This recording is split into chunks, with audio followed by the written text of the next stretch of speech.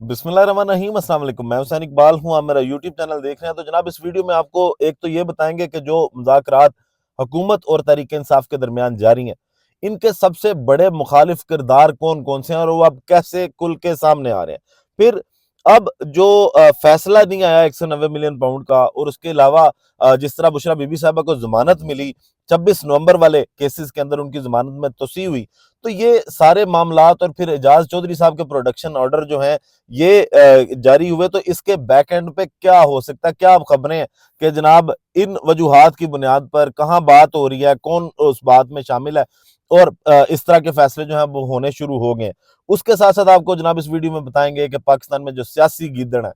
उनका बाप कौन है, और जापान के अंदर ऊ कब किया जाता है, किसको देख के किया जाता है। तो जनाब वीडियो का अगर आज आगाज करें तो सबसे पहले बात करें एजाज चौधरी साहब, सेनेटर एजाज चौधरी साहब जो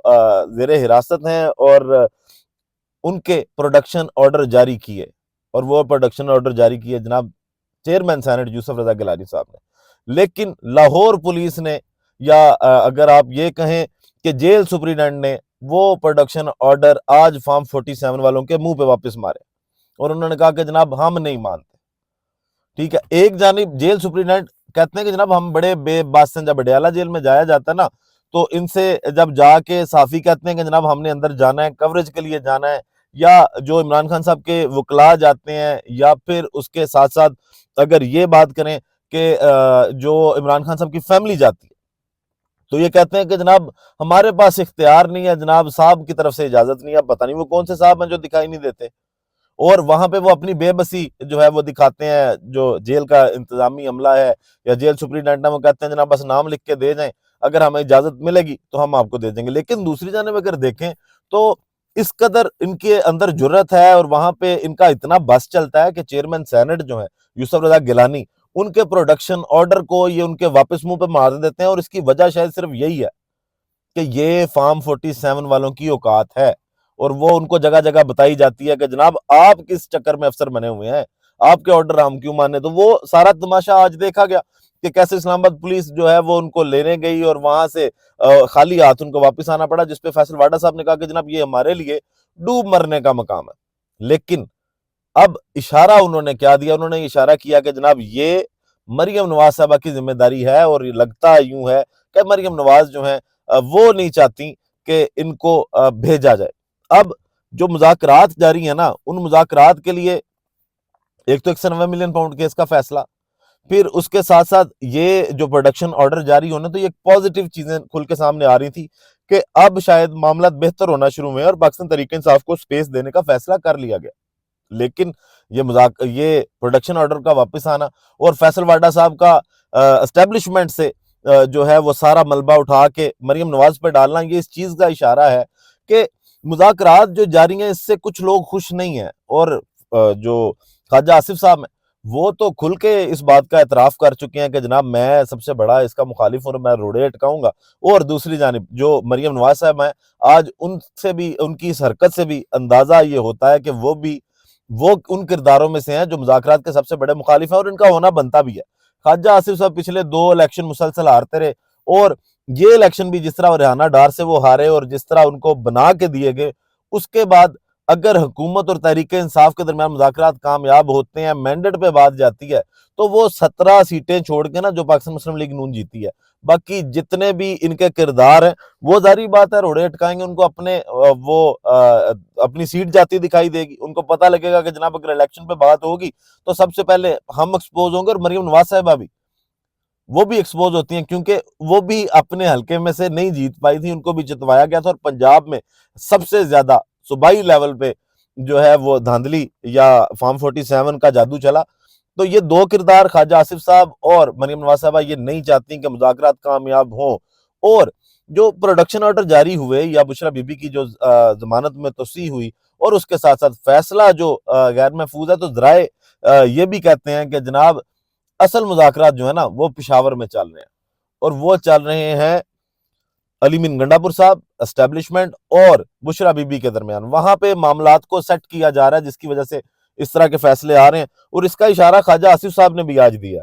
انہوں نے یہ کہا کہ علی مین گنڈا پور صاحب کی کوئی آفیشیل طور پہ کچھ رابطے ہیں، لیکن اس کو زیادہ بڑھا چڑھا کے پیش کیا جا رہا ہے، لیکن اس سے اشارہ یہ ضرور ملتا ہے کہ وہ کہیں نہ کہیں رابطے پہ ہیں اور معاملات وہاں سے بھی آگے چل رہے ہیں۔ تو یہ چیزیں مریم نواز صاحبہ کو تو کسی صورت اچھی دکھائی نہیں دیتی کہ جناب ان کے معاملات حل ہوں، یا یہ جو ہے وہ اسٹیبلشمنٹ کے ساتھ پاکستان تحریک انصاف کے معاملات ٹھیک ہوں۔ تو خواجہ آصف صاحب اور مریم نواز صاحبہ کی پوری کوشش ہے کہ جناب یہ مذاکرات کامیاب نہ ہوں، اور پاکستان تحریک انصاف کی جانب سے یہی کہا گیا ہے کہ مذاکرات میں اگر آپ جوڈیشل کمیشن نہیں بناتے جو حکومت کے بارے میں نہیں ہے، رانا ثناء اللہ صاحب بھی یہی کہہ رہے ہیں کہ جناب اس سے نہ مسئلہ حل ہوگا، اور ابھی ہم مشاورت کریں گے اپنے اتحادیوں سے، اس کے بعد جوڈیشل کمیشن کا بتا دیا جائے گا۔ اگر یہ چیزیں ان کے بارے میں بھی نہیں ہیں، اور تحریک انصاف کہتی ہے کہ اگر یہ کمیشن تیسری ملاقات میں نہیں بناتے تو چوتھی ملاقات نہیں ہوگی، تو پھر اس کا مطلب ہے کہ مذاکرات جو ہیں یہ ختم ہو چکے ہیں۔ اور لیکن حکومت یہ بھی ماننے کو تیار نہیں ہے۔ آج عرفان صدیقی صاحب نے یہ بات کی ہے، انہوں نے یہ کہا ہے کہ جناب اگر 31 کو تحریک انصاف کال واپس بھی لے لیتی ہے مذاکرات کی، تو ہم اپنی مذاکراتی کمیٹی تحلیل نہیں کریں گے، ہم جاری رکھنے کی کوشش کریں گے۔ حکومت اب وہی کہ پھنس چکی ہے کہ یہ کہتے ہیں یار یا مذاکرات کا ایک فیس سیونگ مل جائے، یا عمران خان صاحب بنی گالا شفٹ ہو جائیں، یہ ہمیں ایک فیس سیونگ مل جائے، تو ان کے لیے دن بدن مشکل، اور نظام جو ہے وہ اب اس وقت بیساکھیوں پہ ہی چل رہا ہے۔ اب جناب آج سینٹ کے اجلاس میں جب اعظم نذیر تارڑ صاحب نے آج اظہار خیال کیا، تو ان کی تقریر کے دوران جو پاکستان تحریک انصاف کے سینیٹرز ہیں ان کی جانب سے پھر کر کے احتجاج کیا گیا، جس پہ انہوں نے کہا کہ جناب یہ گیدڑوں جیسی آوازیں نکال رہے ہیں۔ تو پھر جناب گیدڑوں کا باپ کون ہے جس نے یہ طریقہ کار بتایا پاکستانیوں کو کہ جناب وہ تو بڑا تعمیری احتجاج کرتے ہیں جاپان والے، اور میں وہاں سے گزر رہا تھا تو اس طرح کی آوازیں آ رہی تھی کہ کر کے لوگ اپنا احتجاج ریکارڈ کر رہے تھے۔ آج اگر وہ یہ احتجاج ریکارڈ کر رہے ہیں، آپ ان کو گیدڑ کہہ رہے ہیں، تو گیدڑوں کا باپ پھر شہباز شریف صاحب کو آپ تسلیم کریں کہ انہوں نے اس کام پہ سب کو لگایا۔ اور پھر جاپان کے بارے میں یہ کہا جاتا ہے کہ جناب جب وہاں پہ چوروں کو دیکھا جاتا ہے نا، کسی چور کو دیکھا جاتا ہے، تو پھر کی آواز لگائی جاتی ہے۔ تو اگر انہوں نے اس طرح کی آواز لگائی ہے تو یہ کتنی غلط بات نہیں ہے، کیونکہ آپ تو عوام کے ووٹ پہ چوری کر کے بیٹھے ہیں، ڈاکہ ڈال کے بیٹھے ہوئے ہیں، تو آپ کو دیکھ کے تو پاکستان کی عوام بھی اب اسی طرح کی آوازیں نکالے گی۔ پھر جناب اس کے ساتھ ساتھ آگے چلے اور بات کریں حسن اقبال صاحب کی۔ آج انہوں نے بھی تقریر کی، گلا ان کا بیٹھ چکا تھا، اور وہ جو عمران خان صاحب نے 2014 میں نواز شریف صاحب سے رسیدیں مانگنے کی بات کی، اور 2016 میں نواز شریف صاحب کو گھر جانا پڑا، اس کی چیخیں آج بھی سینٹ کے اندر سنائی دے رہی تھی۔ اور حسن اقبال صاحب ایک بے بنیاد سا جو اگر آپ کہہ لیں پروپیگنڈا کرنے کی کوشش کر رہے تھے، اور باتیں یہ کر رہے تھے کہ جناب آپ سے رسیدیں نہیں مانگی ہیں تو آپ کی رسیدیں جھوٹی نکلیں گے۔ جناب